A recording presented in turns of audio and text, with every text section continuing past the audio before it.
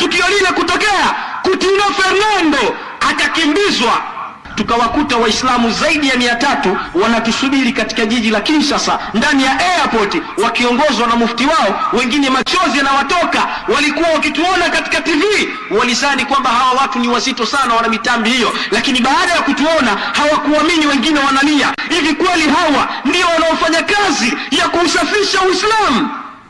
Sisi tukafarijika, na sisi machozi yakawa yanatutoka. Ile unaiona ruhamau bainahum, Mwenyezi Mungu anasema wanahurumiana wao kwa wao Waislamu katika kila jambo. Ndefu katika bara letu la Afrika ambapo tulitembelea takriban nchi 15, na katika nchi hizo tuliingia mataifa mawili yanayokabiliwa na vita.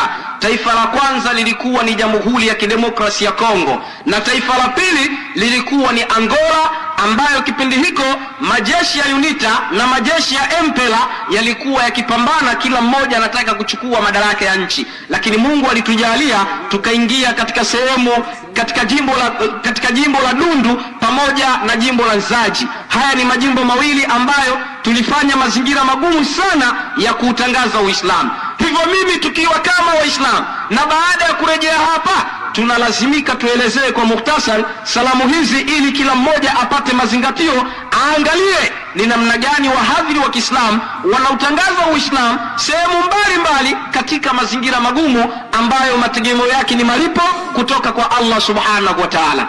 Tulipoingia katika Jamhuri ya Kidemokrasia ya Kongo, mji wa kwanza ulikuwa ni Lubumbashi. Pale Lubumbashi tulimkuta askofu mmoja anaitwa Lambalamba. Huyu alipata mafunzo yake ya askofu pale Kulasini chini ya Kardinali Peli Kapengo. Alipopata mafunzo yake akarejea katika jiji la Lubumbashi. Kanisa likamkabidhi radio, kanisa likamkabidhi television, kanisa likamkabidhi gari aina ya Mercedes Benz. Kwa hivyo mtu huyu baada ya kukabidhiwa vitu hivyo, akiwa yeye kama ndiyo kiongozi wa kanisa,